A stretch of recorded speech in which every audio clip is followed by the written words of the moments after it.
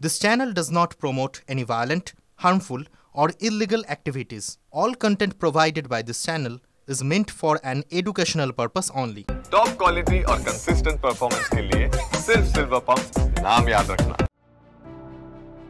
রেলের সঙ্গে হাত মিলিয়ে ব্যবসা করতে চান? শুনতে অবাক করা লাগলেও এটা কিন্তু সম্ভব। যদি প্রতি মুহূর্তে ব্যবসা করার স্বপ্ন দেখেন কিন্তু পুঁজির কারণে বারবার পিছিয়ে যেতে হয়, তবে এবার সেই স্বপ্ন পূরণ হতে পারে রেলের হাত ধরে। কত টাকা লাগবে রেলের ব্যবসায়িক অংশীদার হতে?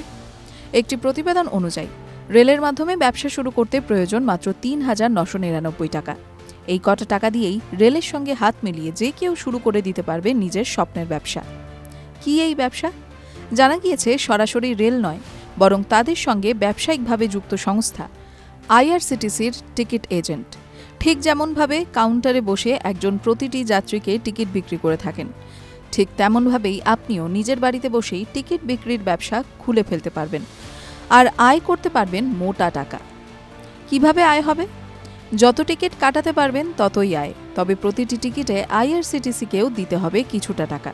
সংস্থার সূত্রে খবর, যদি মাসে ১০০টি টিকিট বিক্রি করেন তবে প্রতি টিকিটের ভিত্তিতে দিতে হবে ১০ টাকা। যদি ১০০-র অধিক টিকিট বিক্রি হয় সেক্ষেত্রে প্রতি টিকিটে দিতে হবে ৮ টাকা। টিকিটের সংখ্যা যদি এক মাসে ৩০০-রও বেশি হয় সেক্ষেত্রে দিতে হবে ৫ টাকা করে।